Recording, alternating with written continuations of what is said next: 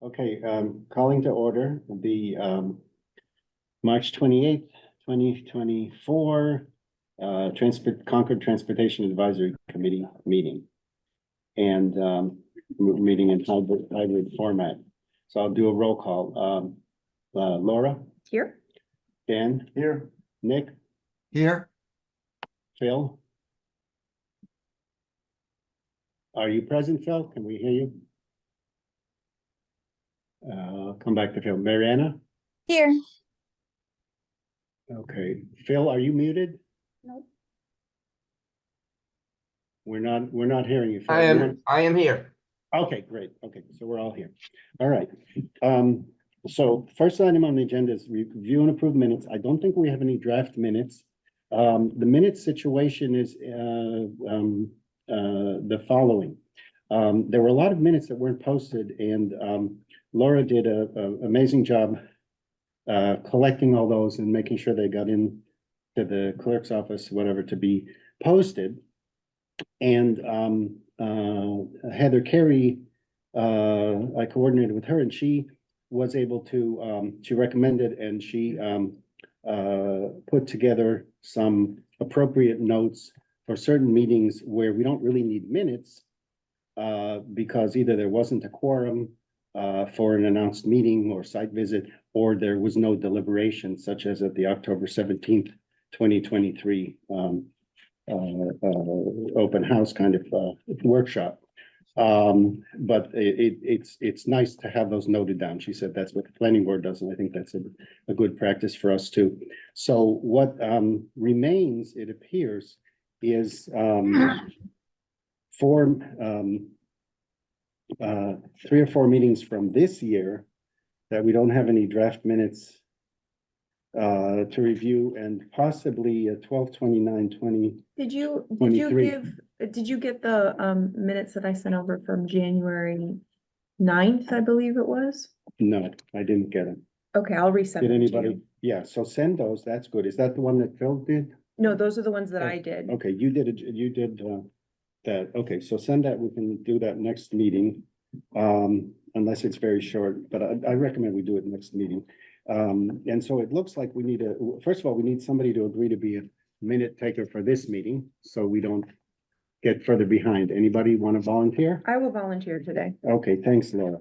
And then I do believe we need somebody, we could do it one at a time, somebody to look at the video of 12/29/23, and 2/1/24 and 2/28/24. I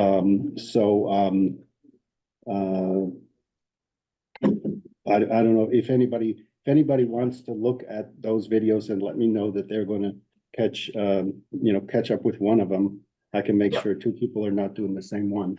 So So- I'll do 2/1. I had some I thought I actually had done that, but Okay, apparently maybe you have something went wrong, and I'll Okay. redo them because I was taking notes that day. And Okay, so if anybody wants to take a look at the 12/29 video or the 2/28 this year video and let me know, that's fine. Otherwise, it's fine if we take a few meetings to catch up, I think. And I appreciate, thank you, Laura, for agreeing to do the minutes for today. So next item on the agenda is the chair's report. And just very briefly, I just want to mention that following on decisions we had made at previous meetings, I spoke up at the March 7th FinCom hearing where road maintenance infrastructure funding was on the agenda. And I spoke to the effect that, speaking for the TAC, we note that there's been historic underfunding of the road infrastructure, and that we would be very supportive of any efforts by any entities in town to try to figure out how to more fully fund this in the future. And there was a statement, some related statements by the chair and other members of the FinCom that they would like to see more long-term financial needs estimation or analysis, so that it wasn't kind of just a year by year process. And the town manager, Carrie LaFleur, mentioned that she was hopeful that one of the things, some of the stuff to come out of the comprehensive plan might be helpful in moving towards more adequate funding and planning for maintaining infrastructure in good condition. The other thing that I just want to report is that at the chair's breakfast recently, I just highlighted again the importance of everybody possible keeping an eye on the Massachusetts Department of Transportation Route 2 Corridor Study as more information comes out. So I'll just move to the next item, agenda item, for a quick discussion, which is that the latest I know is that the Massachusetts Department of Transportation has posted the slides from their that they used at their 2 public outreach sessions that some people have seen, but they have not, as far as I know, posted the actual study. They are going to they say they're going to post the study, and if I understand right, they're saying there'll be a 30-day period for public comment on that. I asked Heather, and she posted on our TAC webpage a link to that slide deck and to a page which briefly describes what I just said about there'll be a forthcoming release of the study at some point and 30 days to respond. There's also a link for people to give comments, so I'm assuming comments can be given anytime, but it's important that be followed. Is there any other comment or question about that Route 2 corridor study from anybody? Well, I would, Did the letter from the select board get forwarded to the MassDOT? Did that? Yes, I believe so. In fact, I got a note back from Shannon that dated yesterday, which says that MassDOT's response to select board's comment is, thank you for your comment. We appreciate your feedback and input. Please note that this study developed conceptual level alternatives and there are no proposed or funded projects. We have not identified any preferred improvements, and high-level modeling would take place as part of any project initiative. This study includes some operational analysis, and we evaluated safety issues at all locations. These details are included in the report. We have added you to the distribution list, so you will be updated and receive a copy of the study when it is available. Please also note that meeting materials, including the presentation, can be found. Thank you again for your comment and input. We look forward to coordinating with you as we move forward. I do know from a conversation with Steve Dupron that I believe one of his inputs was to the select board for the letter that was sent was what operational analysis data there was that things were based on. In other words, it would be nice for the town to have access to any kind of traffic volume data or things like that, for our own consideration. So, so the whole report, I don't know how big it'll be, but it will drop sometime, and Massachusetts Department of Transportation does not seem to be providing us with a date.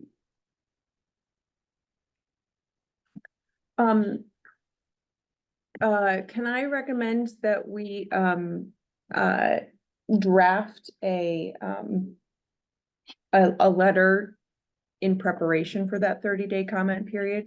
Because I am anticipating that it will come out and then we'll probably have to act somewhat quickly to respond to Okay, it. well, what if, Since we only meet every 3 weeks. yeah, what if, that's a good idea, yeah, because 30 days. Why wouldn't that be the letter that the select board has already sent? Why do we have to draft another letter? Just resubmit it. Well, what we could do is, yeah, I mean, it's good, we gave input to the select board. The select board wrote the letter to Massachusetts Department of Transportation. We didn't send one, right? So We it's a- did, we as the tax. What do you, sent my question is, what are you gonna add? We already said, we already stated our position. Are you gonna create a new position? No, I would just update what we've already sent to say, just to give the context that the study has been published and this is the tax response to it. I think it just needs a little bit of editing to make it fit into that box. I don't think it hurts to have such a thing ready. One thing I would suggest, one possibility would be that, Laura and anybody else who wants to, look at the letter the select board, sent, or our letter to the select board, and, put down some additional, comments or ideas, could send those to Heather, who will anonymously combine them in an anonymous form into a draft that we could look at a subsequent meeting. Do you know what I mean? So, and we can decide then if it rises to the level of, okay, this is gonna be something we fine tune and have ready to send, but I agree that, we're gonna have more thoughts. And the 30, I don't like the idea. My concern is if you start adding new things, it's gonna weaken the main points, right? They're gonna pick and choose which things to respond to. We've Phil, I stated just our wanna be clear, position, unless you have a very substantive change, I would say do nothing. Other than put it in to make sure it goes in the right period, that's all. Yeah, Phil, Nick, I just want to be clear that I'm not proposing that we change the content of the letter, but just to update the letter so that it is a response to the study being posted rather Okay. than a letter to the select board, which is currently what we have. Why Okay. don't you draft something, and the other thing is,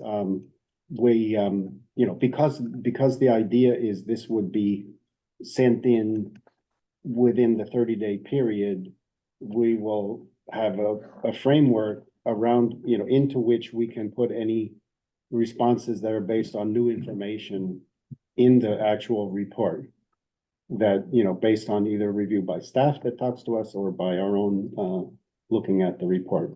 So if you don't mind drafting a framework, Laura, of that letter, just to have it in our pocket, so to speak, I think that'd be good. I give it to Heather and she can pass it on, or we can also have, other anonymous contributions.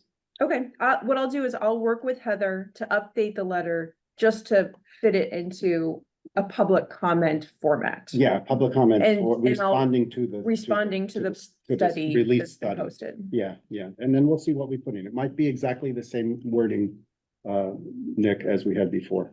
And I'll just to be clear, I'll also update it based on any new information from the study that's been posted, when it's posted. Right. I don't, unless you bring that back to the committee, I don't want Oh, you to. no, Oh, no, yes, yes, yes. this is so that at our next meeting, we have something ready to read and approve. Yeah, Okay. yeah. So we don't have to try to draft something in the moment. Gotcha. Okay. Okay, so the next item on the agenda is a quick general discussion of grant funding and at a high level. And so Phil sent Phil, did you have a question? No, let's just move on. Okay, thanks. It looks like Terry has the question though. Okay. Can somebody let Terry in? You're muted, Terry. Yep. You can just hit ask to unmute. Oh, sorry. No, I got it. Okay, thank you. Just to answer Nick's question, yes, the select board, your letter was extremely helpful. We cut and pasted lots of stuff from it word for word and sent and put it in our letter to the state. Just thank you for writing that letter. We really basically use your letter for the select board letter. Just answering your question from a few minutes ago.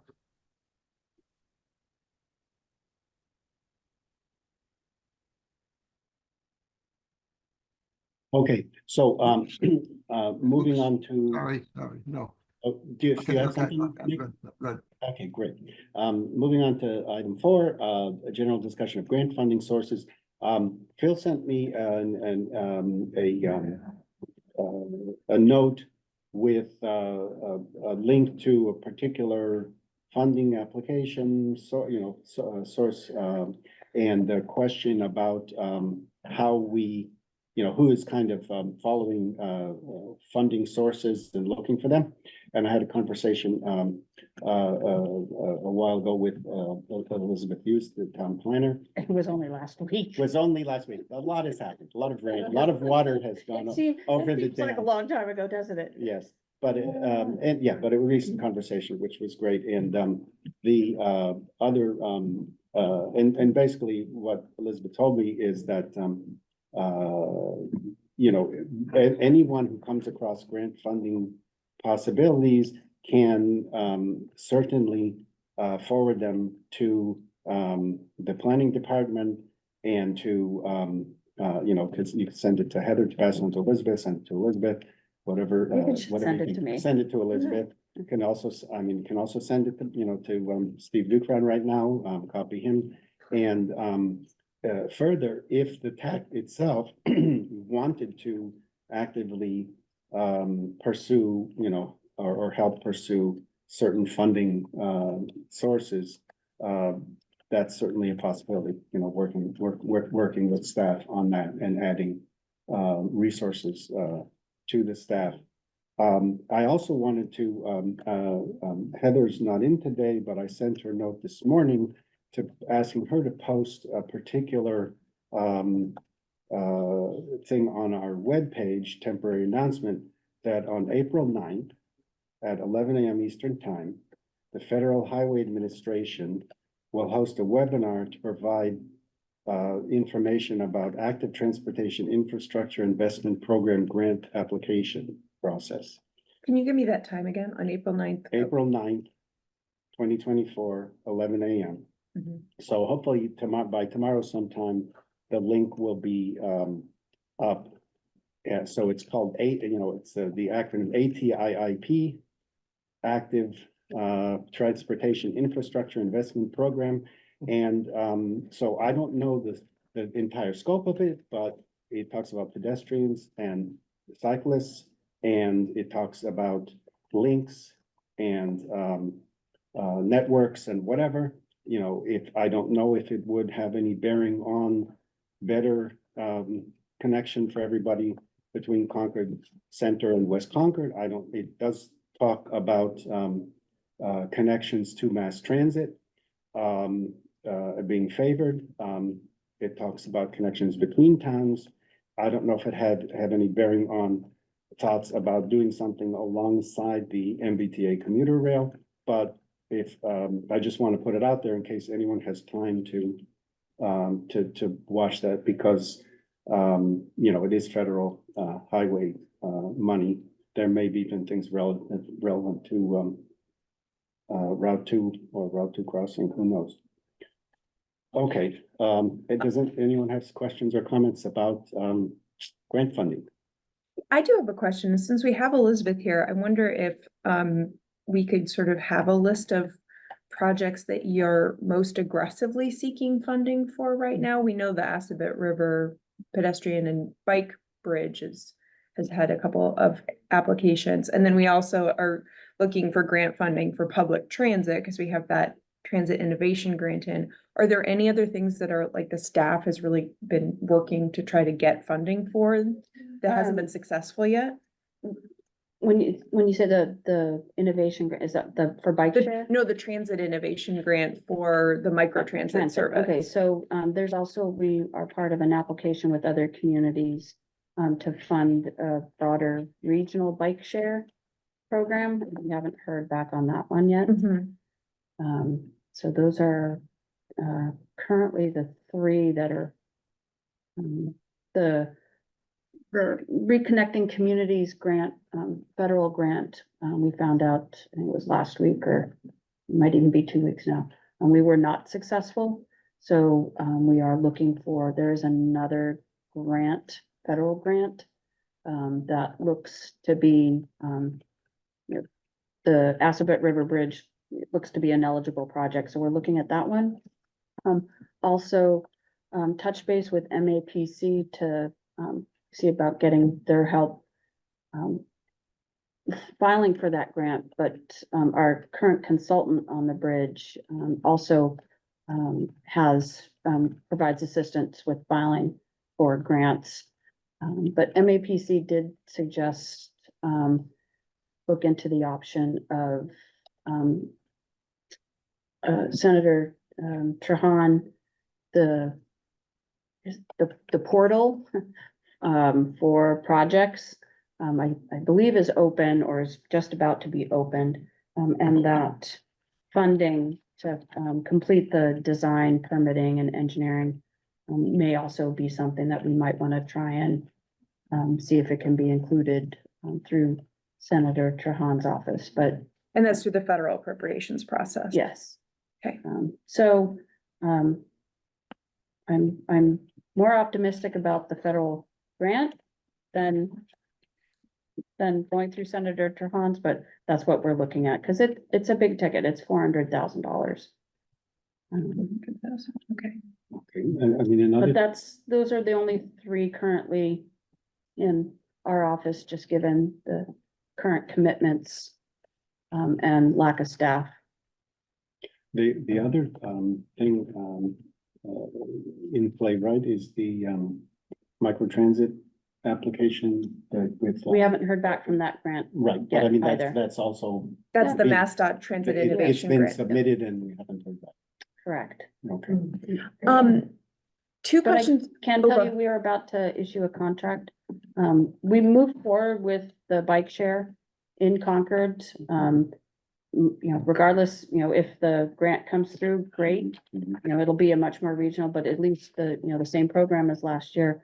And we did just issue an RFP, and are in the process of awarding a contract to have that, start, regardless of what happens with the grant.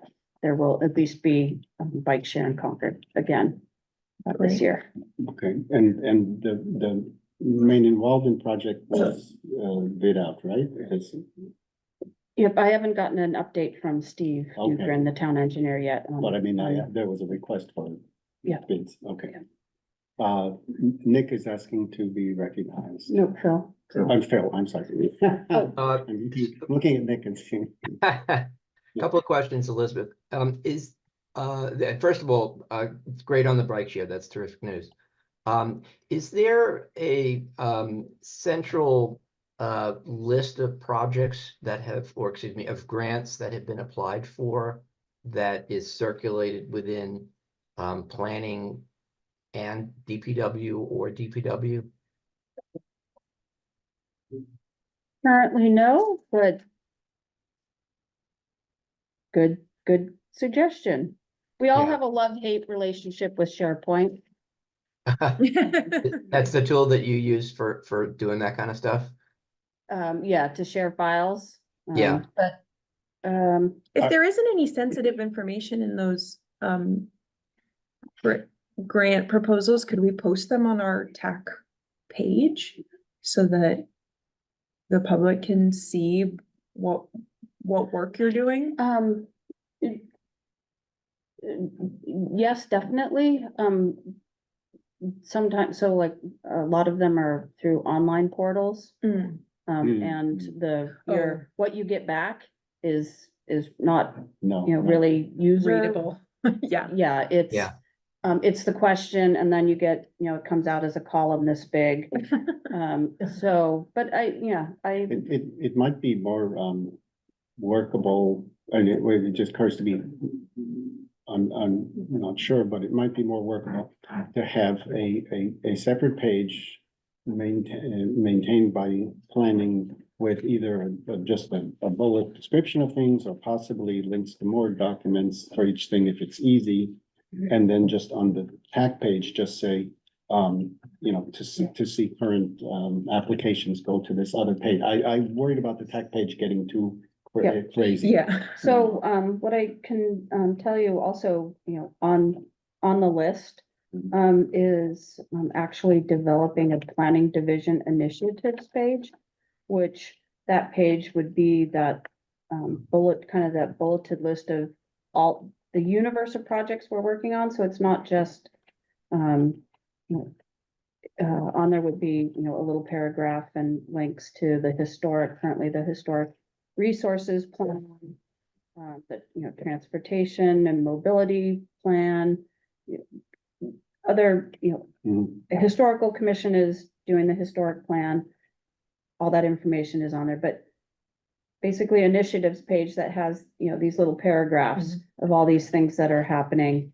And Right, and you're talking about things that are currently in play, not Yes. past things, okay?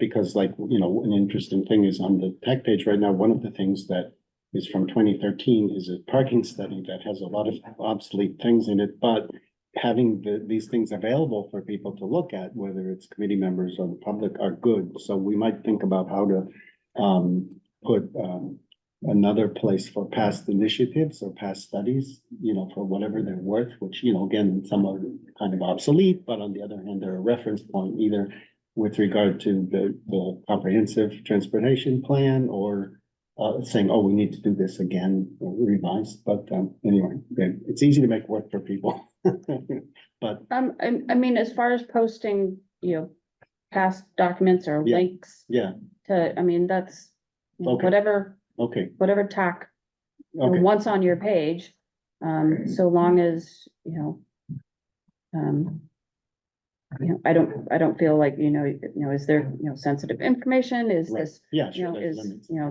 there are limits and, but they, Okay, there's nothing to say, you know, you can't even, you know, post links to, you know, other pages, you know, right, government pages, you know, right.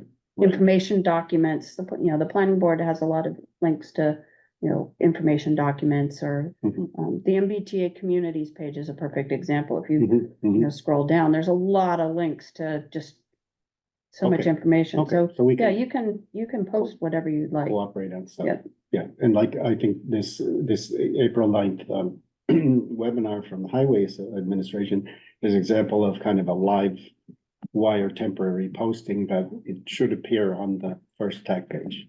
You know what I mean? And then links to other things that are a little bit more old or kind of in a limbo or something, we can link to some other page. Any other, Phil, do you have your hand up? Yes? Yeah, another question for Elizabeth, and maybe this is a question for Terry as well. Has the town manager or the select board provided the planning department with a sort of a directive regarding seeking grants? I mean, have they said, you guys are tasked with this and we want you to do X, Y, and Z, or we want you to appoint a, you know, head of grants or anything of that nature? So I can tell you, to your last comment, no to head of grants, and if that requires a new position, that's definitely not gonna happen. I can't even fill, you know, 2 positions currently. But there's no clear, you know, directive written, you know, you shall, you know, try and, you know, go out for every single grant you can, and, you know, there's no written directive, but there's always, you know, at least from a town staff side of things, there's always if there's a grant and you can go for it, you know, yeah, you know, go for it. Anytime you can get money from, you Yeah, know, a grant. But it's also looking at the grant and being able to manage, expectations and town staff and the ability to, okay, if you get this grant, you know, what is it gonna take to implement that, manage that, you know, and, you know, so it all needs to be kind of taken into consideration. You know, planning division could go for, I don't know how many grants with, you know, we support 8 boards and committees. We could go after, you know, so many different grants, but we wouldn't be able to, you know, manage that. It's, you know, so, but yeah, whenever, you know, there's you know, an opportunity and you see a grant and wow, that would be absolutely perfect. And it can fit into, we're always seeking money from somebody else. Yeah, no, I hear that, and I want to say that of the recent grants that I've seen, some of them have just been excellent in terms of the, the presentation of the grant application, and I really do think compliments are in order. What might be useful, Terry, I'm going to direct this to you and maybe your colleagues and maybe the town manager is, I wasn't actually suggesting that a new position be opened up, but maybe some kind of brainstorming session where the staff is asked to weigh in on what their capacity is to do, grantsmanship. Because even applying for a grant, I mean, if you looked at that grant for the bridge over the Assabet, I mean, that was just an excellent presentation. It took a lot of time. You can just tell by the quality of that work that was first class stuff. And that doesn't happen in 5 minutes, right? I think what the select board needs to recognize is that they need to think about deploying their resources in a smart way, not talking about necessarily, oh, we have to find a new staff position, but just thinking about what we have available, what we might have available, maybe from other resources that we could pull from, for example, doing grants with Acton or some other town, where we divide up the responsibilities, or maybe pressing harder on MAPC to help us so that we get a leg up on getting money. Because my impression is that we have left some money on the table, not through anybody's fault, but just because we don't have the capacity to go out and get it. And But Terry, I know you're gonna reply, but before, it's not just the capacity to go out and get it. Once you get a grant, it's the staff time to draft up a contract or, go out and get, whether it's an RFP or an RFQ. And that process for planning, finance, it's, the getting the request for proposals, it's Yep. time to, interview, and then even then, once you're successful, you enter a contract, then it's managing the grant, managing, contracts, managing, admin staff to process things. So, it's not, it's all like all of those things. So that's where I think every town staff person, whether it's Delia or engineering, looking, it's like, this is great. And, do we have the capacity, going on the assumption that we do get it, to go through and manage everything. So that's kind of goes into that whole conversation. Yep, that's an excellent point. Well, yeah, thank you for bringing that up, Phil. I do agree with you that we've left money on the table and that we could be more aggressive about getting more grants. And a staff person would be ideal who could do all the things that Elizabeth was just saying. But unfortunately, I don't think we're going to be able to add another staff person. So I like your suggestion about the MAPC or, some brainstorming. We do need more attention in this area. I will speak with Carrie and Megan about it because I agree with Elizabeth. There's a lot to it and we don't have the capacity right now. So thank you for bringing that up, and I will talk with them and report back to you. I have Yeah. one Yeah. more question. Yeah, go ahead. One Oh, more. okay, you can make one first. My biggest concern is what happens after a grant has been gotten and long-term implementation. I think it will have, every time we get a grant and then things fall apart, we don't have any follow-on money to pursue that concept after the grant money runs out. We've just wasted time and money when that happens, like the bus service we had last year. I think that's really, there was no plan to do anything beyond it. There was no funding to do anything beyond it. So that's the only thing I'll say about grants. Unless we have a long-term plan, don't bother. Yeah, the follow through is important. So my question is really comes from a place of curiosity. I think that there maybe are two different buckets of grants that I see. They're sort of like these big grants, like building this big bridge, building a whole new local public transit service, which is gonna take an enormous amount of staff capacity if we win that grant.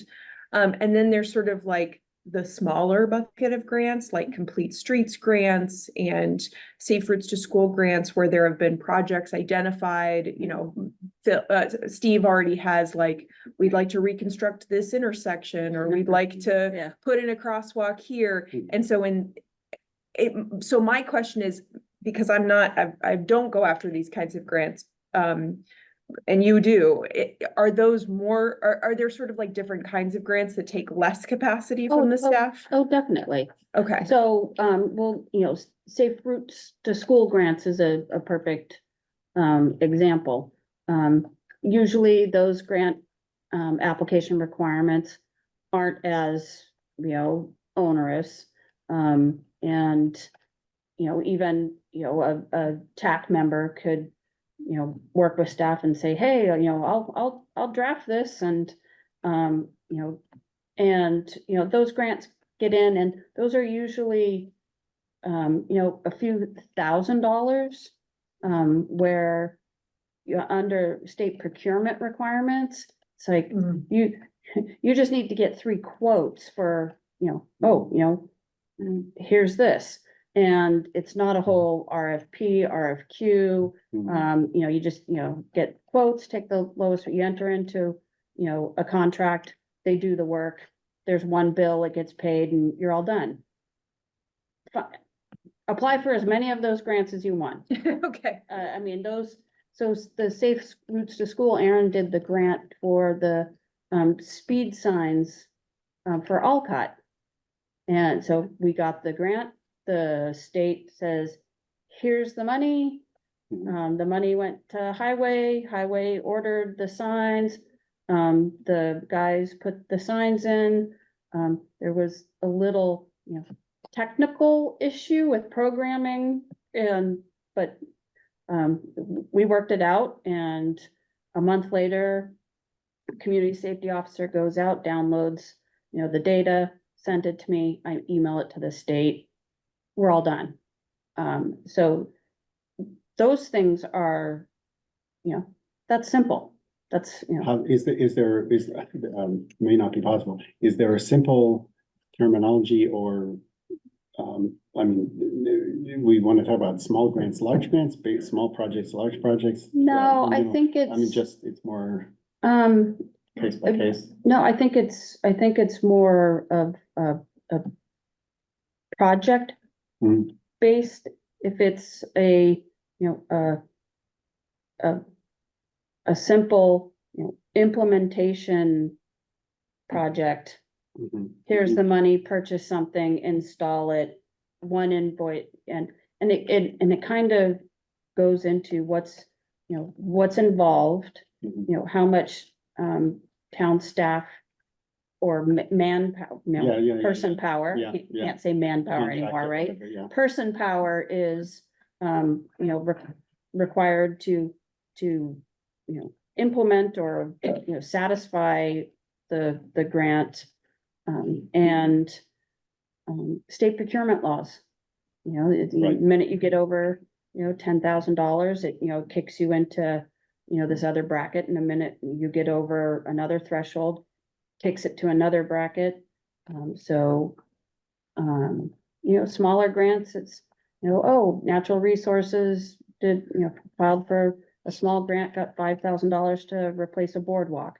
Then it's just, here's your money. So We it's buy really the more materials, about we do dollar it. amounts, like I there are think sort of tiers in terms there's- of the complexity Complexity is. increases Complex, with the yeah. amount of money that's Yeah. applied for. Okay, this is very helpful, and I think, along the lines of what Nick was saying, I think it's important for us and the public to understand that there's the front end and then there's everything that follows, and some of these, what follows, you're saying is quite in labor intensive. And each grant has, different reporting requirements. Right. and something's get delayed. Question, while we're on this topic, while you're working with the consultant for the transportation strategy study, is there a way that some of these grant ideas can be folded into that? Like, you know, what is our strategy long-term for you know, getting grants? How does it fit into the overall transportation plan? What are the consultant's suggestions? So I think that's part of that scope of work is Great. what they're doing. They will have a section that identifies various grant programs and opportunities for different action items that come out of the plan. So I believe that's part of the scope of work. Okay, all right, so I want to move on to other things. Do you Is have there an one? action item out of this, though? You know what, if I had to say an action item, whether you might have sent something to, you know, to me or Aaron or, if there's something out there, and you have an idea, you know, send it to me and I'll look, you know, maybe it is something like the safe routes to school and it's like, okay, you know, yeah, you know, we think another, you know, speed sign, let's put in another grant application. You know, I would touch base with engineering and the community safety officer and then, so just send them to me again. We can, So just put a lot of things into the funnel. You also, when we talked a week or so ago, said that there is a rec out for transportation for a senior planner or a transportation planner, right? But that you anticipate it's going to be a while to fill that position. So there already is a position. True. I mean, there was some talk about we can't create new positions. So there is an unfilled position, and there's yeah. Could yeah, you there's, so there's elucidate? currently, two, vacant positions Okay. in, the planning division. Mhm. There is a, senior planner position, I'm gonna say, you know, more like a generalist. Mhm. Mhm. You know, currently, I'm probably one of the only division managers that, if I were to, something happen, or, you know, even try and go on vacation, there really is nobody who can, you know, hold down the fort, who has an understanding of the requirements under subdivision control or the zoning act, and the legal requirements from just a planning perspective, that can, you know, manage things while I'm gone. So this open position would be, you know, somebody to, you know, assist, be able to handle, you know, planning board items, Board of Appeals items, you know, general, you know, all of the different planning things that are happen and can kind of just, you know, step in and be able to manage, things. And then there is the position, that, with Aaron's resignation, and currently, the current open position, that position was advertised in, middle of January. We got, 2 applicants, and the first person's already withdrew 2 weeks later. They already got offered a job. So it, one applicant is not a pool to, Right. to And, kind of and the choose. title, So the title and responsibility of that, is, how much is a is, senior planner right, but how much of it is transportation? I mean, focused. Because- of that Yeah, position. of that second position, Um, whatever's needed. well, yeah, yeah, kind It's a of. priority for that person. So it is not the main focus for that position. Okay, For the um, senior planner position. For the it's- one that's yes. currently being advertised. Right. That we're And gonna have to Aaron's re-advertise. position has not been advertised yet.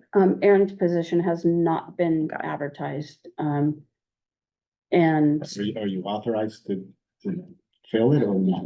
Oh, yeah. Okay, No, good, okay. it is, they're both funded positions. Okay. I'm not worried about that. All right, okay, well, this is helpful. I want to pick up the pace because there are a few other important things we got to get to. If that's okay with people. So then the next, thank you very much, Elizabeth. That's really helpful.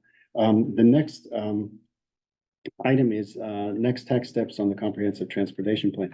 So, a couple of things. In addition to speaking with Elizabeth, I spoke to, Steve Dukran a few times, and, one clarification I got is that there is no, firm deadline for completion of the study. So,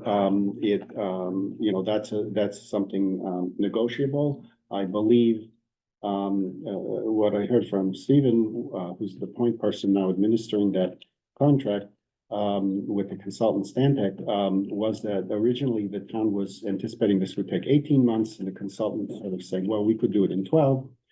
It has been on hold, but it's not on hold now because I believe Stephen said he's sent back to the consultant a request that they, and he's working with them, to, analyze the data that they've collected so far and report back to us on what they, what recommendations or conclusions they draw from that, because we did the survey and the outreach study, et cetera.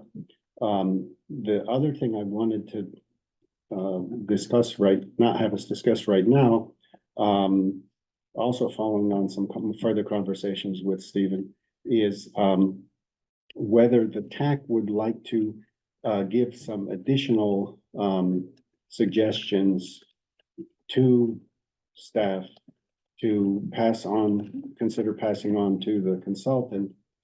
Because I got this time talking more recently with Stephen, I got a more positive response to the idea that, if we wanted to say something like, we think it would be beneficial if this study, if the plan would include, better and safer connections for pedestrians, for cyclists, for motorists, and for public transportation between Concord Center and West Concord Center. That would not be inappropriate. Earlier, I had a conversation that it sounded like that was getting into too much detail, but now I think, as something very specific with wide support, that might be a bad thing to suggest. Another thing that I, heard from Stephen was that, while parking may be, something important to, cover in a separate analysis and study and plan, because it's very complicated. Nonetheless, it has such an important interaction with transportation in general that it would be helpful for the consultant to at least acknowledge in the plan the, importance of that as something that, interacts with transportation and everything else in the town, and should be, something that needs, should be analyzed further.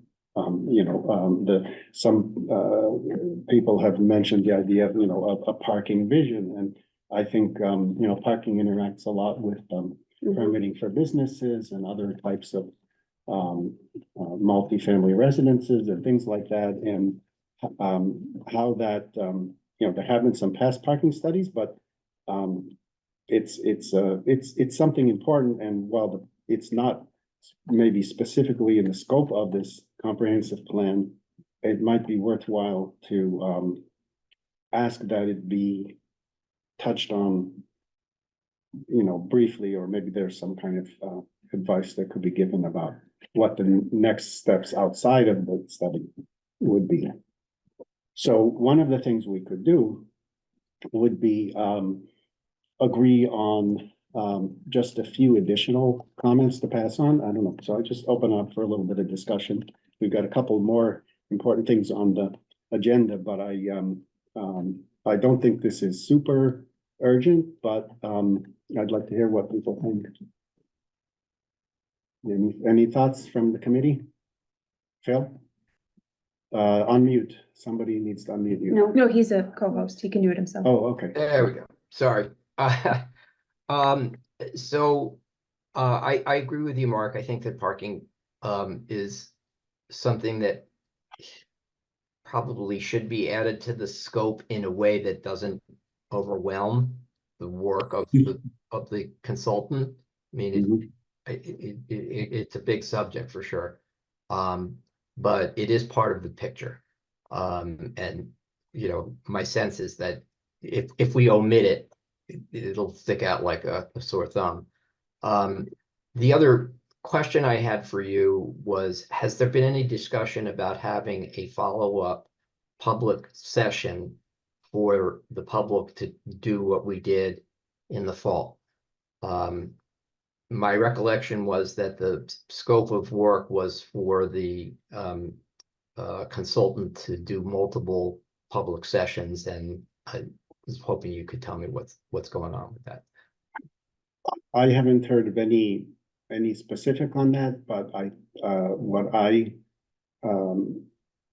what I heard from Stephen was that there was a desire or a thought that it would be useful to have the consultant help us process what information we've already gathered from public sessions, so we would know where to guide further work, you know, which might also include public sessions that are more focused rather than very general.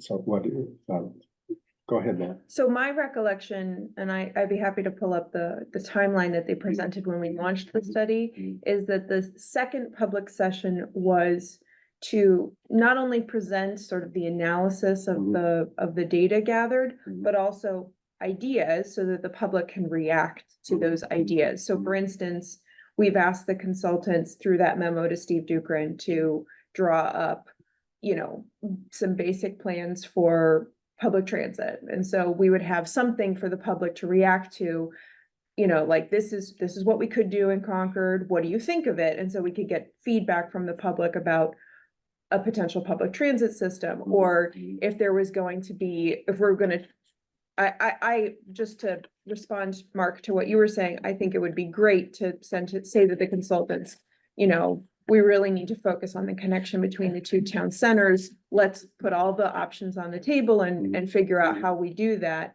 So I'd love to come back to that next public meeting, because that does take a lot of the consultants' budget. So we need to be thinking about how to best use that second public meeting.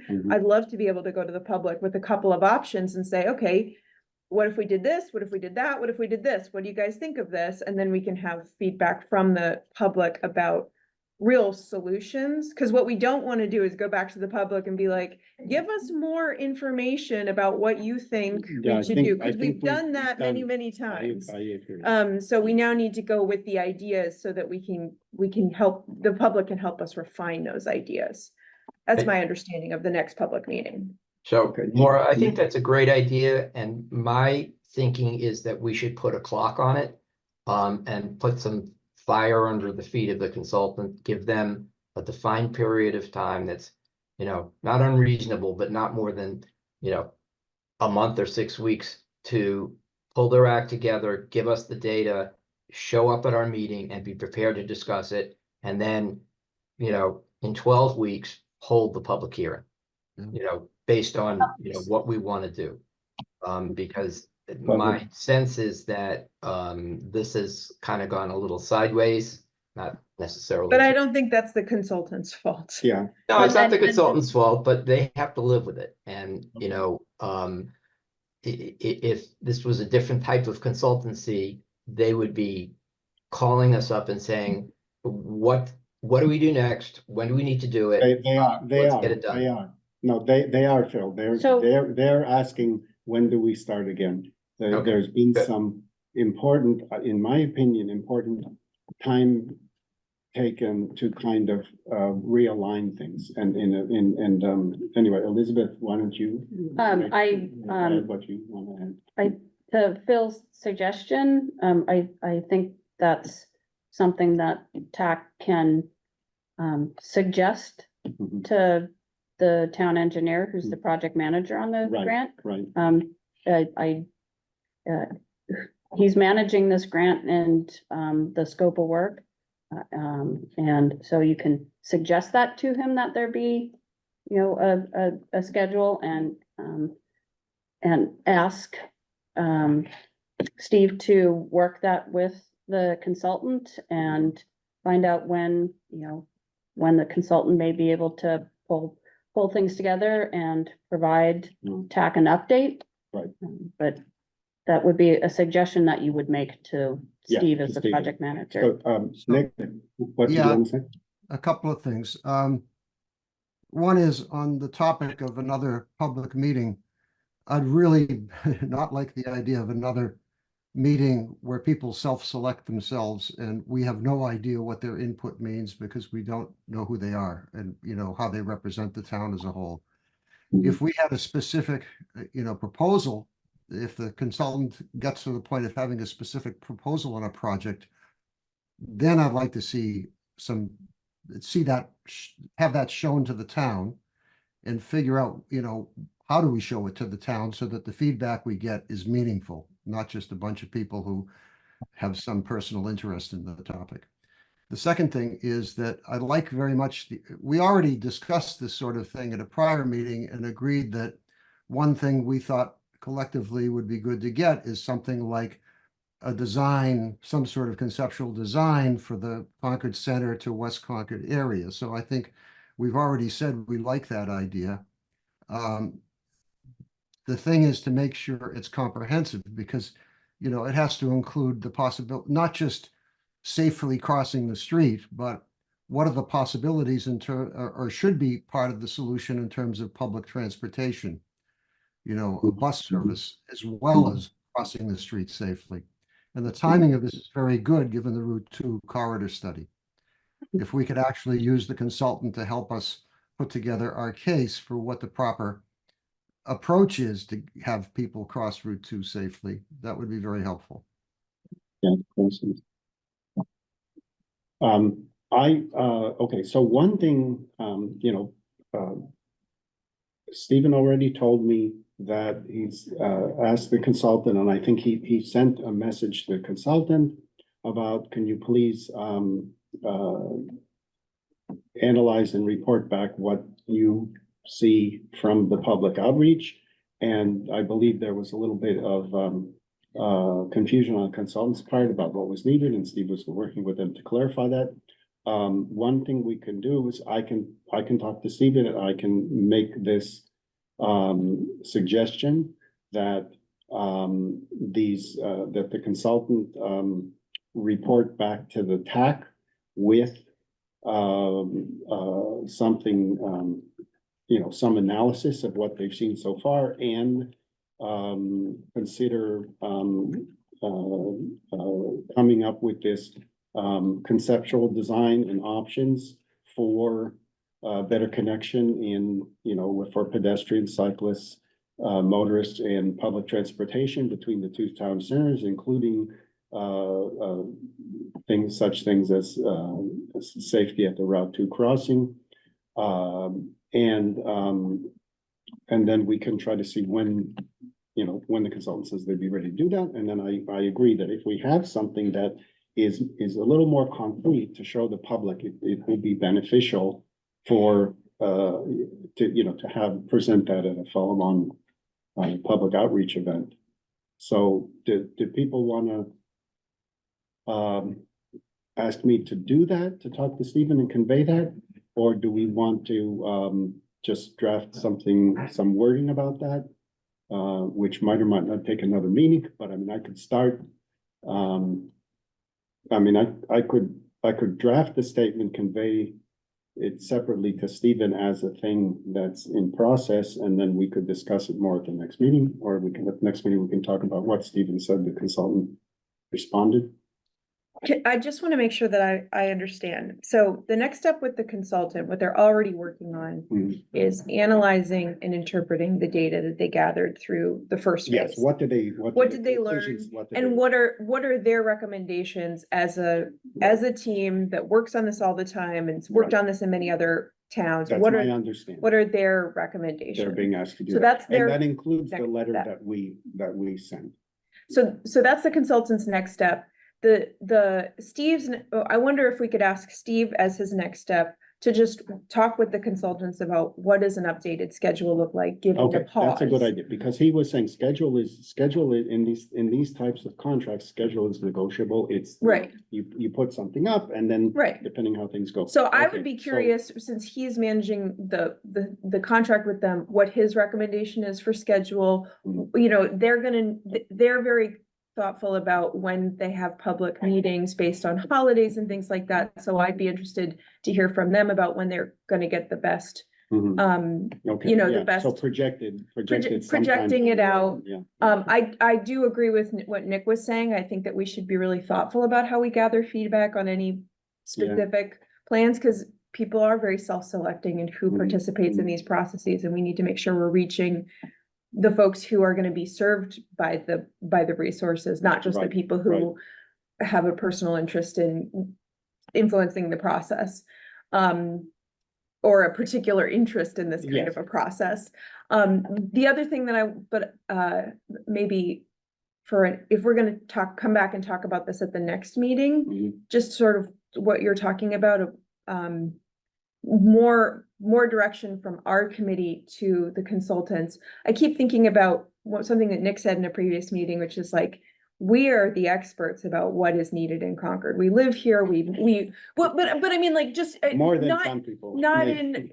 in terms of best practices necessarily, yeah. but we interact with the transportation infrastructure every day. We're thinking, yeah, oh, And- yes, the local knowledge. The local knowledge Yes, piece of local it, knowledge is very and important. our local knowledge is what's gonna help inform, not just ours, the communities, but, you know, we as part of the community. We need to leverage that local knowledge with the consultant. I wonder if it would be useful to the consultants to have from each of us, not even necessarily as a group, but from each of us. Mhm. These are, you know, we've gone through the whole public outreach process with them. We've been talking to members of the public. We have people come to our meetings and make public comments. I wonder if we could, each of us, write down, well, these are the top transportation projects that I see as a member of the TAC. Mhm. If I could wave a magic wand and make these projects happen, this is what I think would make the community a better place. Somebody asked me that question, if you could wave a magic wand and make 3 or 5 projects happen, Yeah, this is what I would want.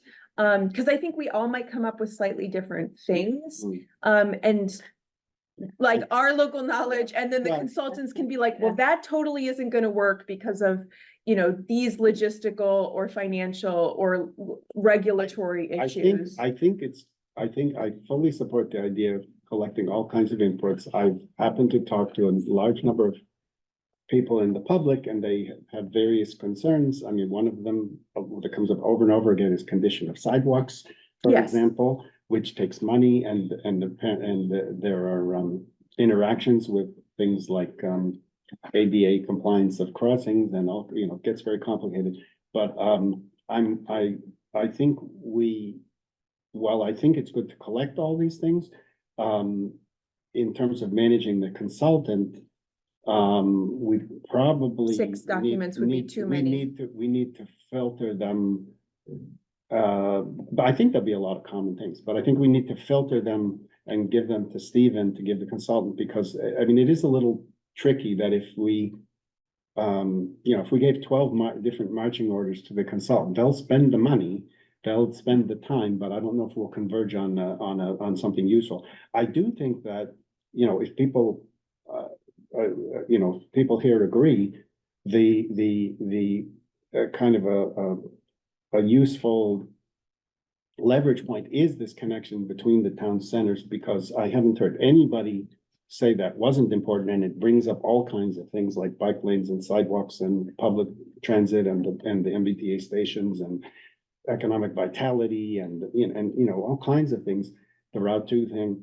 And it would be something that, you know, as you were saying, Laura, people would say, oh yeah, I care about that. I care, you know, some piece of that connection. And there are other challenging things, like there's a narrow bridge over going into West Concord, that to widen that bridge would be a great thing, but that takes a lot of money and planning, and it would be, you know, having a path that kind of is, you know, wide and narrow and with a lot of crossings. There are problems with many crossings, like the library crossing is one. The diagonal crosswalks at the Y road where the Sudbury and Meaning come divide, together. those are Well- totally, that's not the right So- way to do a crosswalk, expose Wait, something for twice as long. So is your as the- concern that we'll have a list that's too long if we all? Well, come I back think with- I think we should have the big funnel, have all the stuff come in. Okay, But I think in terms of directing a consultant, it would be helpful to Stephen and everybody to kind of filter and focus on something. And an example that has wide support and wide interest, but has all these aspects will probably tie into those things and illuminate those other things. But I've told other people I've been running into on the street or at meetings, the TAC wants to hear from everybody, so.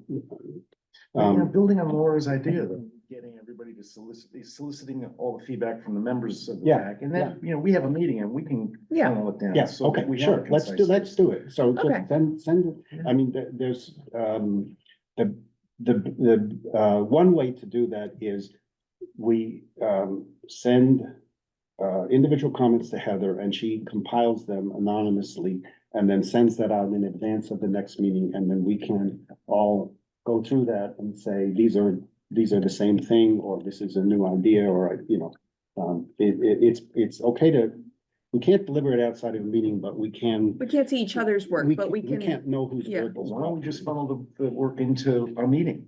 yeah, Okay, so. And- Rather than involving her, it's just making another layer of complication. well, it's just so that we can share it out ahead of time, so we Well, can all the read other thing is you could the put document identified, beforehand. you could put identified comments posted for the public simultaneously when we distribute them to the members. Mhm. Okay, so that is also okay. I would Before say, we- let's send them to Heather, let's not ask her to do any editing of it, but Right. she'll just compile a document Just add them that together. we can then So share out. I'm Yes, just, what do you think? oh, that's fine. I'm just gonna say you send them to me. You can CC Heather. Okay, Yeah. sure, Yeah. okay, sure, thank you, thank you, So, thank you. Elizabeth. Heather is not your designated staff person Oh, yet. Oh, okay. Oh, okay. Are you Okay. currently our designated staff person? Yes, Okay. If in doubt, it's Elizabeth. Okay, Okay, okay, sure. include Heather, because And CC Heather. Okay, great. we all know I'm the division manager, but Heather really runs the office. Okay, you'll figure it out. Okay, I want to move on to the next couple of agenda items quick while we have some time. I don't know what people's cutoffs are, but we have about 20 minutes, and so, okay, the next item on the agenda is related to the Bruce Freeman Rail Trail Advisory Committee, and see if I can find my notes here. Yesterday, I got an email from Terry Ackerman, our select board liaison person, which said, I've been contacted by the co-chairs of the BFRT committee. They're both stepping down after town meeting, plus two other members' terms are up. They are suggesting that with construction virtually completed, perhaps this would be a good time for the BFRT to become a subcommittee of TAC. It would be good to hear what the TAC thinks about this. So I want to just open this for discussion. I quickly put it on the agenda because it's not the same discussion as the item 7 on the agenda, which was a previously initiated conversation about the possible update or improvement of the tax charge to kind of make us more effective and kind of define more clearly what the TAC is supposed to be tackling and what is not, in our purview, as well as, maybe other housekeeping type of adjustments. And again, my understanding is that, we don't write our own charge. Town manager and select board are involved in that. With staff input, we want to be helpful to the staff and collaborative. Not, add forces together. But with regard to the Bruce Freeman Rail Trail Advisory Committee, my understanding would be that it's up to the TAC whether to decide to create a subcommittee or not, and tell it what to do. That's kind of within our charge responsibility to help us. But it would be totally up to the select board whether to disband the existing Bruce Freeman Rail Trail Advisory Committee. So any comments, Nick? Yeah, was having seen this on the agenda, I went and looked up the charge of the Bruce Freeman Rail Trail Advisory Committee, and yeah, with the understanding that could change, but the truth is, to me, it feels like its mission overlaps a lot with the existing Trails Committee. Now, the existing Trails Committee deals largely with the trails that are on conservation land, but it's also been looking after the Reformatory Branch Trail as well. And to me, the whole promotion and use of the Bruce Freeman Rail Trail should be taken in the context of all of the trails in town. All the trails in town and what they do. That's one thought. The other thought is that I guess I don't understand what the proposal is, whether it's to bring over all of the existing committee into our committee or what it is, but we'll leave that aside for the moment. But our priorities right now, I think, after a couple of years now, we're finally getting to the point of trying to understand how the entire process for planning transportation and funding transportation long-term in the town of Concord should take place. That is, in my opinion, that is and should be our biggest priority, is to get transportation to become an ongoing part of the process of how Concord plans and manages. And to me, that's a bigger and more urgent thing that needs to be done. And I just fear that we wouldn't have time or attention to do much related to the Bruce Freeman Rail Trail. So those are my thoughts. Elizabeth, did you want to comment? So to Nick's point, I kind of, just my perspective, see, the TAC is, that policy level, that implement, that project level, and the grant level, and those, the Bruce Freeman Rail Trail, basically it's done, it's constructed. The management of that, it's no longer in planning, it's an agreement through Public Works. So, and to Nick's point, the Trails Committee, existing trails where, if there's a problem comes up, or, let's improve this, and so I'm in agreement that that's an action committee that would be able to provide input to Public Works from a maintenance perspective, or with that trail. And so just so everybody knows, the Bruce Freeman Rail Trail Committee, that was formed to get the project moving, get the project constructed. Once it's done, it's not a planning item anymore. So it's people call with concerns, issues, questions. We refer them to Public Works. So Right. So any and other then I tech, think any other tech members? That's my view, exactly, that, I don't feel that it's at the planning level anymore with where our strengths lie. That it's more of a Trails Committee, sort of a responsibility, given that, we do have to protect it and maintain it, but, that really doesn't fall within our scope. I just noticed that Nat Welch, who's the chair, has his hand up, and Yes. I would love to hear what are the items that are coming up on their agendas. Because having looked at their agendas, some of the items that are coming up on those agendas are also coming up on our agendas, things like winter maintenance and how do we fund winter maintenance? And what are our policies around winter maintenance? So I'd just like to hear Okay, from Nat, yeah. and then I have a comment that I want to add. Okay, great. Yeah, Nat, why don't you? no, I'm gonna apologize. I have a hard stop at 11 for Okay, the sure. next meeting, but okay, but we can, okay. They hasn't been changed for daylight savings. No, that's 11, Oh, is it? Oh, yeah. okay. 10 to Oh, 11. we can go a few minutes on this item and then just touch on the next one. And wind up, easily, I think. Well, you can continue. Okay, Laura has host privileges. I just didn't want to be rude. okay, great. So we'll continue a little further. Go ahead, Nat. Thank you. It's 10:49. I'll try and be quick. Thank you very much for having us on here, or letting me talk for a second. Just a couple of comments. The Bruce Freeman Rail Trail sits on a right of way owned by the state and managed by the town of Concord. And it is a trail. It has the term trail in it, rail trail, but it's really a multi-use path. It is quite different from trails on conservation land, which are mostly dirt or somehow constructed. And it is part of the commuting infrastructure in the town. 3 schools, soon to be 2, sit on it.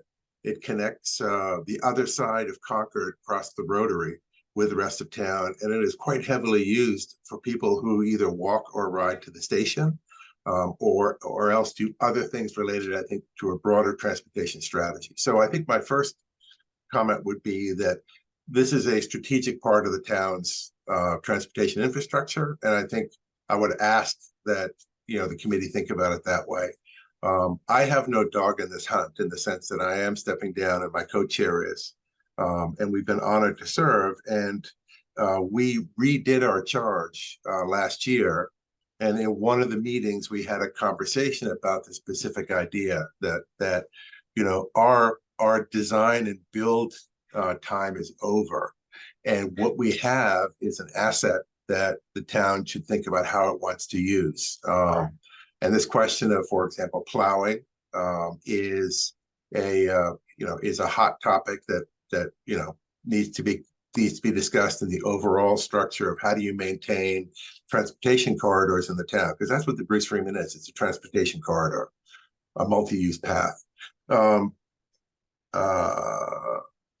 think the only other comment I have is that when we deliberated last March and we said, maybe we should fold into the transportation committee, there was general agreement that that was potentially a good idea, and that we would table it. I've talked to 2 other members, and this is not public deliberation, but I know that they're in favor, as I am, of passing on this transportation asset to the TAC. Obviously, the select board will make the decision, and Adrian and I, as co-chairs and other members of the committee, would be happy to help in whatever way we can to transfer this responsibility over. We have 3 members who would be around after the post-town meeting term ending. So you have a good group, young, thoughtful, engaged residents who I think could be helpful to the committee. So that's it. So thank you. Can I follow up with Yes, with please. my thoughts on this? Mm. I have not talked to Nat about this, but my feelings about this completely echo Nat, and I'll be very transparent. Mhm. I use the Bruce Freeman Rail Trail every single day as a strategic transportation corridor. Mhm. 1 mile of our trip to school Mhm. in each direction every day is on the Bruce Freeman Rail Trail. Mhm. So I see this as completely different than a trail that you would wander through the woods on, because it's a place where school children are getting to school, commuters are getting to the train station, people are getting into town to do their grocery shopping and go to the pharmacy. This is a transportation resource, and one of the charges of our committee is to think about transportation networks. How do we plan a transportation network that allows people to safely travel around the community without a car? And so there are some places, some trails where that's not the purpose of the trail at all. The purpose of the trail is to enjoy the woods, to exercise, to walk your dog. The Bruce Freeman Rail Trail is a direct link to our downtown, and it's the only place where children can ride their bicycles into town without being in direct competition with vehicles. And I'll just say from my own personal perspective, like the question of do we plow these kinds of non-car routes is huge, because when we don't plow, I don't always have access to a car. So I have had instances where I do not have a car. The Bruce Freeman Rail Trail is covered in ice. And so I ride on Old Marlborough Road, which is a speed limit of 35 miles per hour, and I'm routinely passed by cars going over 40. So these are questions that have huge transportation implications, especially when it comes to increasing our multimodal network and multimodal opportunities. So I do see this as having a huge transportation. It sort of, these questions should not be discussed, not in our committee. Like, if somebody else is making policies about how we maintain the only grade separated crossing of Route 2 in Concord for non-motorized transportation, like, that has implications for our transportation network. So that's my personal Okay. view on this. Okay, Also, it would be great to have more energetic people on this committee who want to like do projects. If we could have more members, I think that would be great. okay. But Mariana, do you have any comment you wanted to add? You're muted. Yeah, You're muted. to me, Oh, and Nick, I want to hear from Mariana first, if that's oh, okay. go ahead. Oh, does she Thank need to you. be Thanks. unmuted? She's unmuted. Sorry, I didn't have unmuting privileges. I mean, I vehemently agree with Laura about whether it's a transportation infrastructure or kind of recreational trail, and fortunate to use it as both, but definitely support the idea of rolling it in with our work here. Okay, Phil?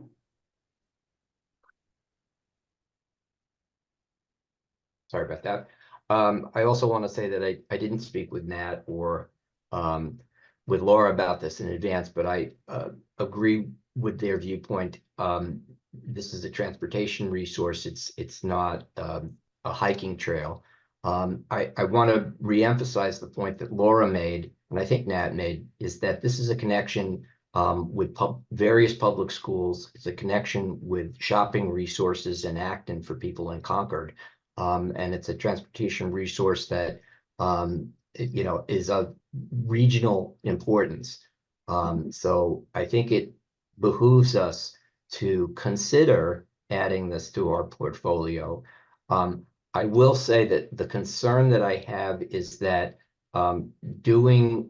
adding this to our portfolio in very short order might be distracting for our mission of trying to get the transportation study done. So I would be concerned that we don't lose focus by having to incorporate taking this on.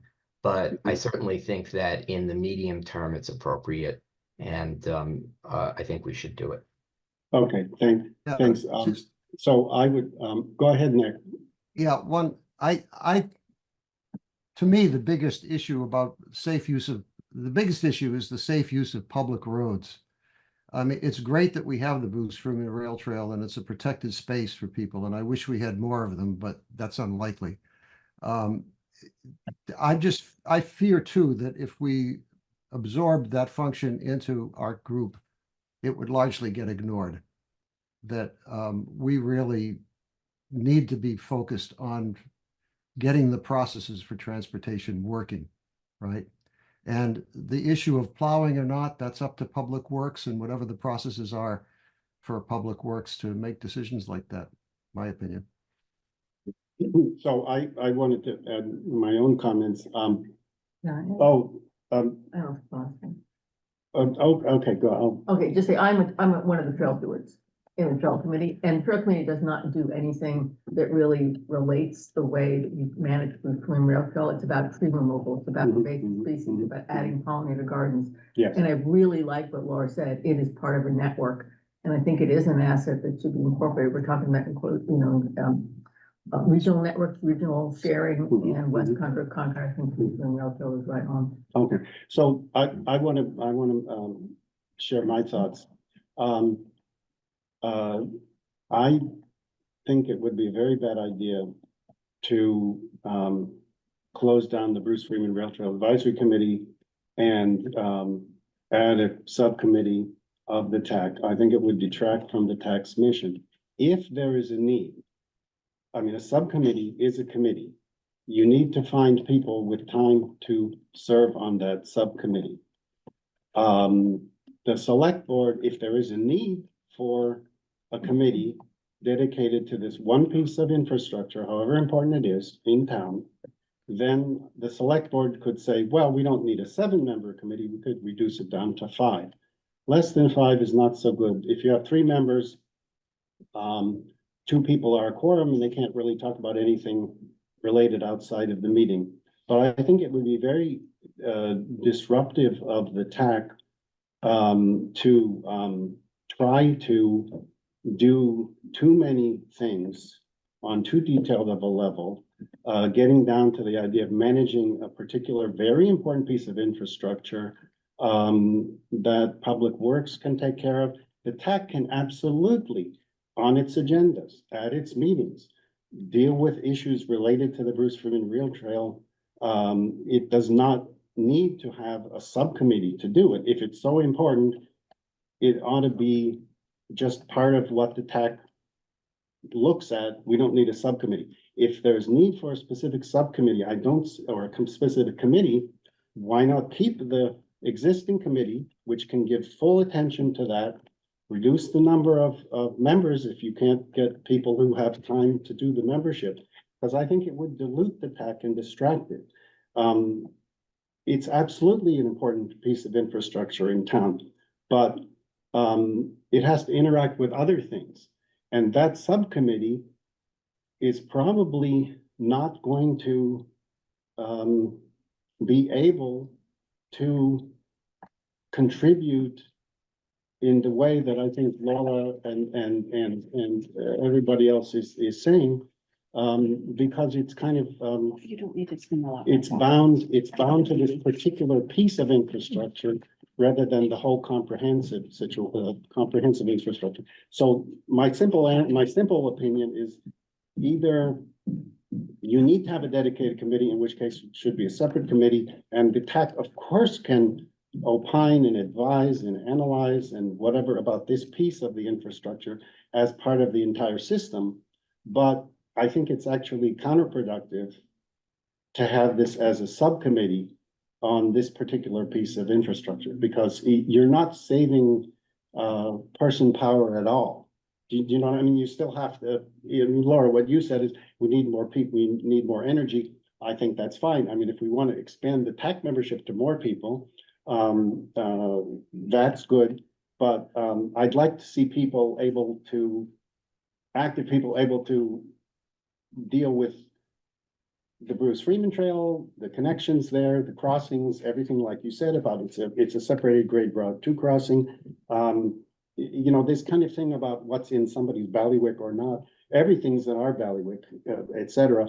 And again, somebody, you know, possibly select board needs to decide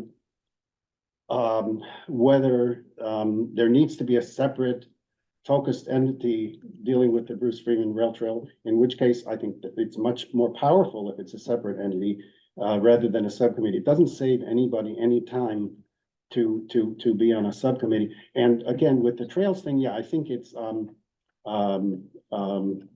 there's some wisdom and experience, a lot of it in the Trails Committee that could be relevant, but I don't think that it naturally fits, you know, as Ellen was saying, into the Trails Committee, you know, great work that they do. You know, it's something different. Perhaps it needs to be clarified more, and the TAC could possibly participate in this, how Public Works manages it, how the town funds the ongoing maintenance, and if there are conflicts and problems with it, how those are going to be resolved. If there is no separate committee, we could, you know, advise on that. So anyway, that's what so Matt, you have your hand up. Did you want to make another comment? I did, Mark, and I think I appreciate your thinking about the complexity of making a small subcommittee for something. I do think we have moved beyond our useful life. This is my personal opinion as a committee.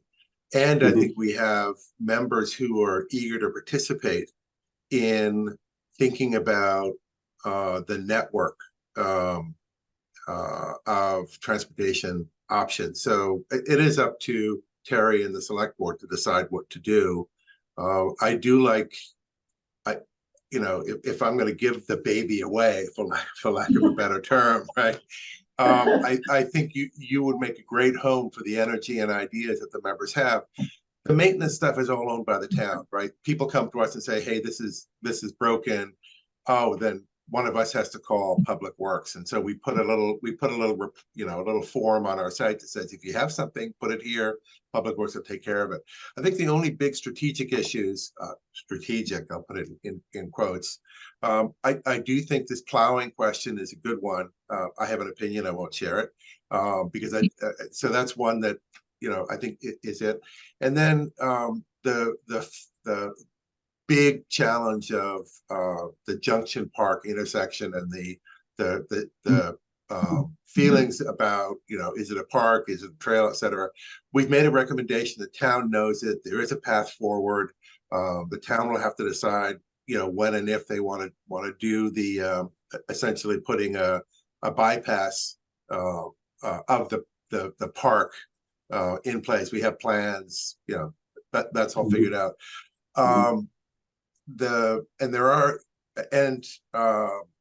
A bump out for the cemetery at the prison. Those are the main things that we have. And then I think other than that, the town will manage the maintenance as it always has. And I think that we've done our job, and I think all the people who have participated in the design and building of it deserve recognition. And hopefully, I said I don't have a dog on the hunt, and I have to say I would like the TAC to kind of take on this beautiful resource to help figure out transportation strategy and policy in the long term. Even though it's not a road, it does serve a purpose. So thank you. Laura? First I want to make a statement, and then I want to make a proposal. Mhm. The first statement I want to say, just so, because I want to be clear about my position, it also has really important recreational uses. I just want to be clear, because I want to balance my statement before. I use it as a transportation resource. I also use it as a recreational resource. So I just want to make sure that my statements out in the public are representative of my real feelings on it. The proposal that I want to make is, I actually agree with you, Mark. I think creating a subcommittee to talk just about the Bruce Freeman Rail Trail, especially given where it is in its process, would be a colossal waste of everyone's time, Wouldn't be especially efficient. staff's time. Yeah. I think that having it be very clear that this is now under the purview of the Public Works Department, and if you have a maintenance request or a concern about something related to that aspect of it, it is now in the staff's purview. That's not really in the, we're not in policy making around that kind of stuff. What I would say is I would love to, I have noticed that we as a committee have too much on our plates. And I have at various points thought, there are a lot of other towns around us that have a structure that is, they have the Transportation Advisory Committee or something of that ilk. And then they have a subcommittee that is focused on bike ped networks. I mean, like for us, our conversations often fall into a couple of different buckets. Bike ped networks is sort of one area of work. Public transit is its own area of work. And then those two things feed into a larger system that also includes parking and cars and thinking about the whole system as a whole. But bike ped networks and grant applications for those kinds of things, and thinking about connections from the Bruce Freeman Rail Trail to other places, like we've talked in our meetings about how do we put in a Safe Routes to School grant to get an ADA accessible, that's not been decided if we're going to do that, but something that would connect us to the middle school. So I would say, if the Bruce Freeman Rail Trail, if policies regarding the Bruce Freeman Rail Trail needs a committee to hold them, I think we are the appropriate group to hold them, because it's not just a recreational resource. It's not just talking about invasives and cutting up trees that come down. we're talking about policies that affect our transportation network. Mhm. So I would say that the outstanding policy questions about the Bruce Freeman Rail Trail should be owned by the Transportation Advisory Committee that's trying to think about the thing as a whole. But it sounds like from what Nat is saying, the specific work related to this trail is actually more or less complete, and we should be thinking about, okay, winter clearing policies, why should we be treating the Bruce Freeman Rail Trail differently from our sidewalk network Mhm. and the trail that goes around Rideout Playground? Like, we should have policies that blanket Mhm. all of the transportation resources in our network. So I would say if we're gonna create a subcommittee, it shouldn't be a Bruce Freeman Rail Trail subcommittee, it should be a bike ped policy subgroup. Thinking about network planning and policies related to improving those transportation resources. So that's my proposal on the table. I would say we bring them in, maybe I think expanding the number of members on the TAC might be an interesting idea. I'd love to talk about that more, about how that would work. But that would be my proposal. Okay, well, I think that, if the select board decides that, they want to dissolve the Bruce Freeman Rail Trail Advisory Committee, that's a really select board business. And then automatically, because it's, important for transportation in the town and connectivity and everything, it automatically becomes something that the TAC is going to be, responsible for, visioning and managing and hearing about what's working, what isn't, how it connects to other things. So, yeah, I think that's kind of part of a larger conversation. And this actually, anyway, I see a couple of things. Terry, why don't you make a comment? I want to try to move on and at least touch on item 7. Right. Go ahead, please. So very briefly, very interesting discussion. The select board really wants to get your input. So listening to this, it sounds like there's some very good ideas coming out of this discussion. We're not going to just make some decision without considering what you folks think is best, as well as the Bruce Freeman Rail Trail people who have dedicated a lot of time. I do kind of like Laura's suggestion that there are several buckets in transportation. Maybe you need a subcommittee for public transit and another subcommittee for bikes and pedestrians. But as Mark said, that's not up to the select board. All we do is decide, if we're going to disband the Bruce Freeman Rail Trail. And then if TAC wants to have some subcommittees, that would be great. But I don't want to take this to the select board yet. I think we need more discussion, possibly with the Trails Committee. I don't know. So we have a lot of stuff on our plate, and I'd rather bring them something that we have a consensus on from all of you folks who are the experts. So I don't think we're there yet, but a lot of great ideas, great discussion. Thank you. Okay, Phil, did you have your hand up? You just muted you. Okay, thank you. Okay, sorry about that. I want to say that I agree with Laura that having a bike and ped committee is a good idea. Just a little bit of history. 5 years ago, Wade Rubenstein and I approached the town manager, who at the time was Stephen Crane, asking him to set up a bike committee. At the time, we said to him, Concord is kind of a bike mecca, and we don't have a bike committee. We think that should be done. Stephen considered it. He brought it to the selectmen, and at the time, the selectmen decided that having a bike committee was not what their focus wanted. What their focus was, they wanted to have a transportation committee. I will circulate to you what Wade and I delivered to. Actually, I guess I have to circulate this through the staff, but I'll submit what I submitted or what we submitted to Stephen 5 years ago as a. Yeah, it's a public record. You don't know, you can do. Okay, Yeah, so send it to we'll Elizabeth. I'll send it around. I will tell you that it was freely plagiarized from the town of Lincoln's Bike Ped Committee charge. Pretty close with the members of that committee. I think I'll just reiterate what I said before. I think it's important that we have a committee of that nature. I am very concerned that we have a lot of stuff on our plate right now. I don't want to be, I don't think we should be distracted with trying to set up something new. I think we should try to get through the stuff that's on our plate right now before we really, take something new on.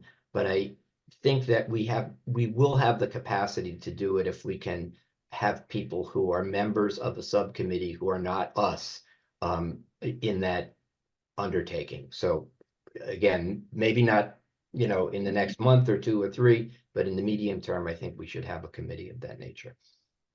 Okay, Nick, This is sort of off the wall, but if we had an enhanced membership by the BFRT AC members joining our committee, and we set up what I think would be the ultimate subcommittee structure, which would be one for whatever you want to call this thing we've been talking about, plus one for motor vehicles, plus one for public transit, and one for parking, then, I think we'd be starting down in the right direction. And, I think that given all the work we have to do, certainly expanding this committee in numbers at the very least by people who are committed to working on transportation would be welcome. okay, Doesn't this feed into number 7? yes, Well, okay, Just a question for Terry, Yes. who makes the decision, or maybe for you, who makes the decision about how many members are on a committee? Would that be, which kind of committee, a subcommittee? or- no, our committee? So Our subcommittee, no, our charge right now says we can create subcommittees. no, I mean, but our committee, so if we were gonna absorb 3 members Oh, and make the- and expand the number of, Well, okay, members on our let's. That would go to the select board, yes. that would go to the select board. Yeah, That was the- just a question. Our charge says that TAC members are appointed by the town manager. And the tradition is they then get nominated and approved by the select board. So it goes through the town manager and then it goes to the select board. And it usually takes, for that reason, at least a couple of select board meetings to actually seat somebody.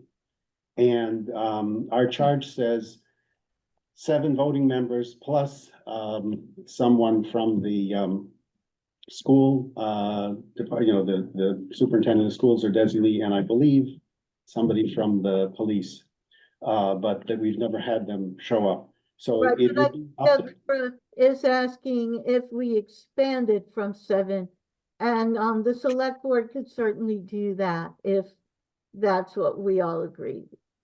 Yeah.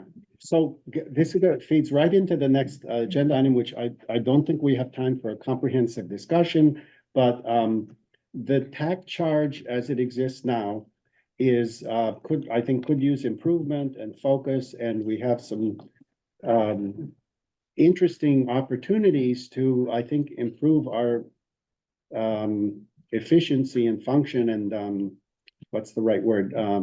Effectiveness in collaboration with staff, if we kind of rethink what our role is. Now, this would have to go to the select board because we can't change our own charge, but I'm sure they'd be interested in what we're thinking.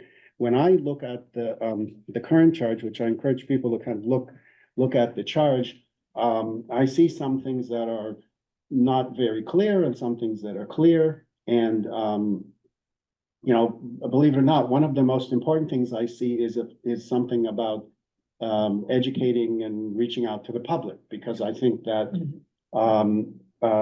staff, anecdotally, I hear, staff hears from people about problems and they have to kind of deal with those very specifically within their legal purview.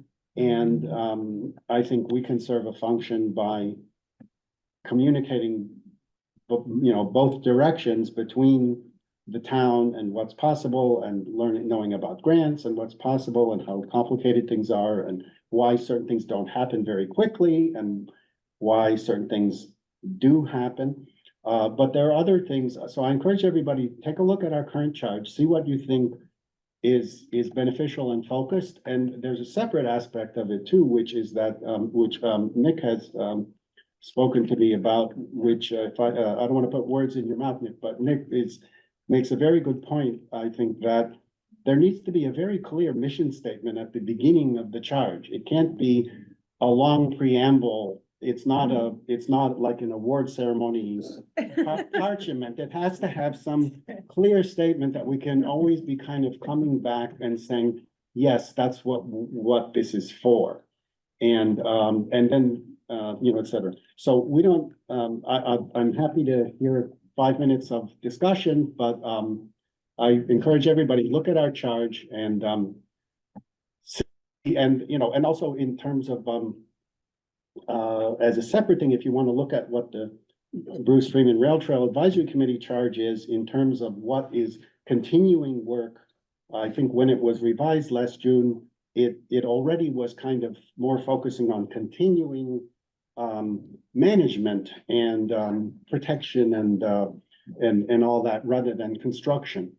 And so, the question that has arisen here today too is where does that go and who runs it? But I think, as Laura had said and Marianne and Phil, it's a unique part of the network. It has special benefits and it has special challenges, certain places.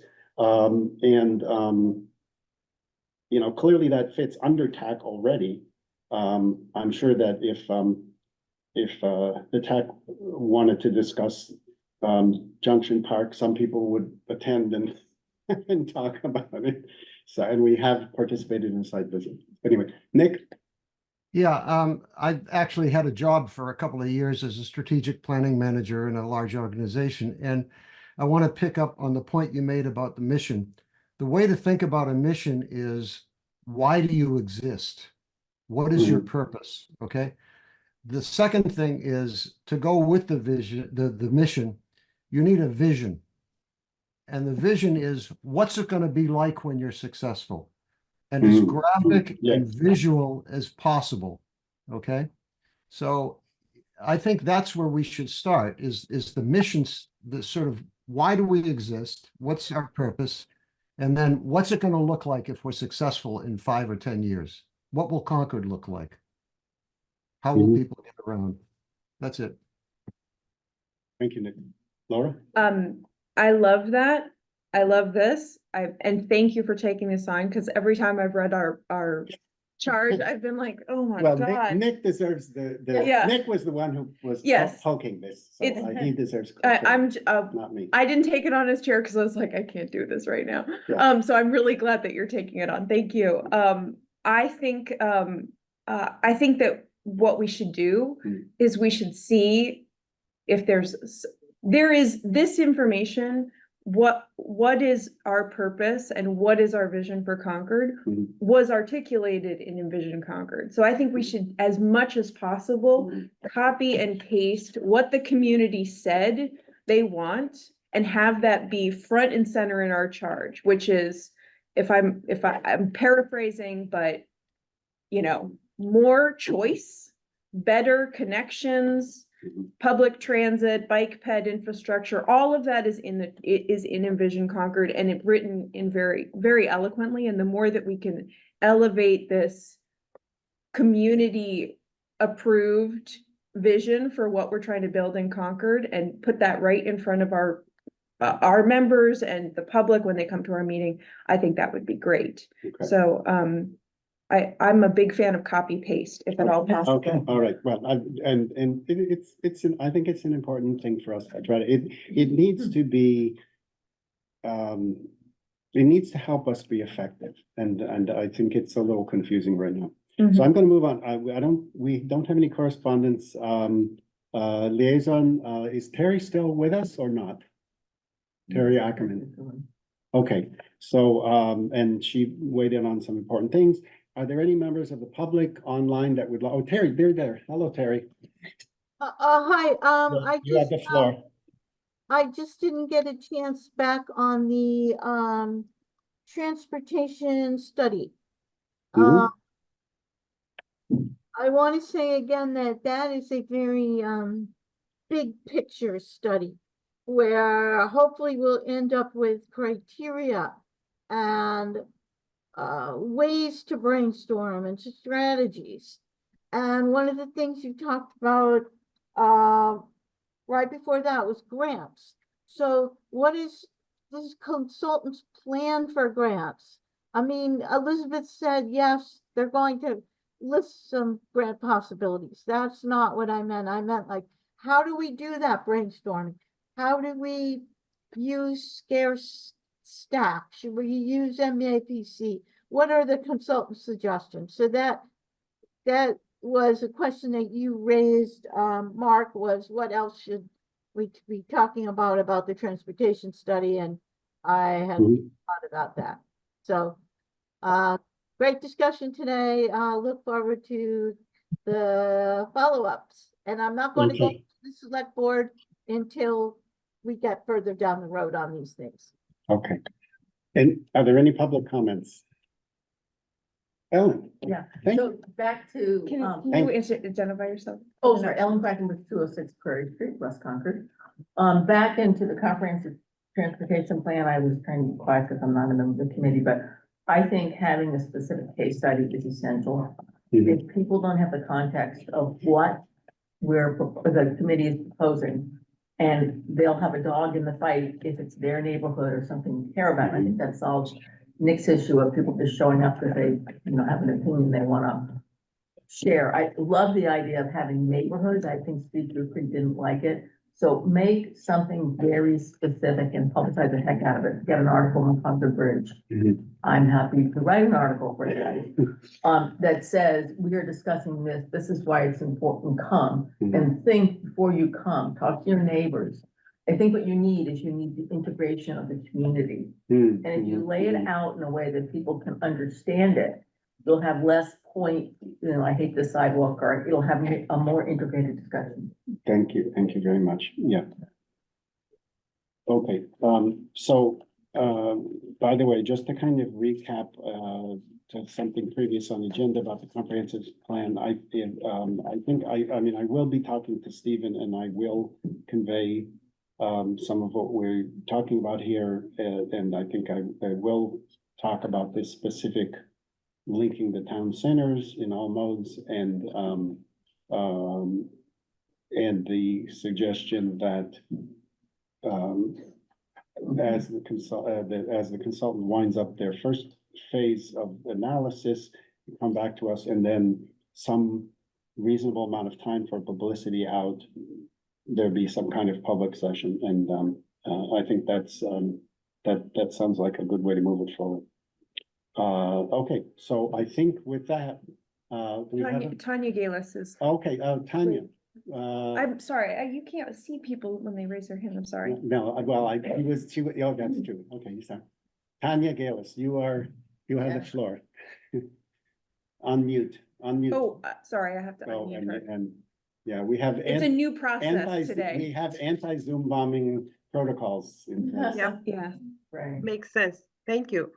I wanted to say about the charge that the charge that is posted on the town website for the last couple of years is actually the draft that the select board had revised and made more clear. And I had sent notes at the time that this was the draft version. It needs to be, the new version has to be integrated into that. But I think people were too busy. So there were some details about membership. There was something about natural resources protection in there too, for example, that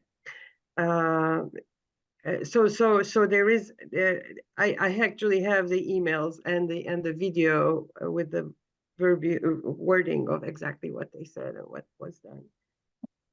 My other comment is when in the future, if and when you form a bicycle subcommittee, perhaps not to use the term bike ped so broadly and so easily, because bicycle interests are bicycle interests and pedestrian interests are pedestrian interests. And bike ped, I mean, often is code word for rail trail development. And we know that the Reformatory Branch Trail, for example, is a contentious area.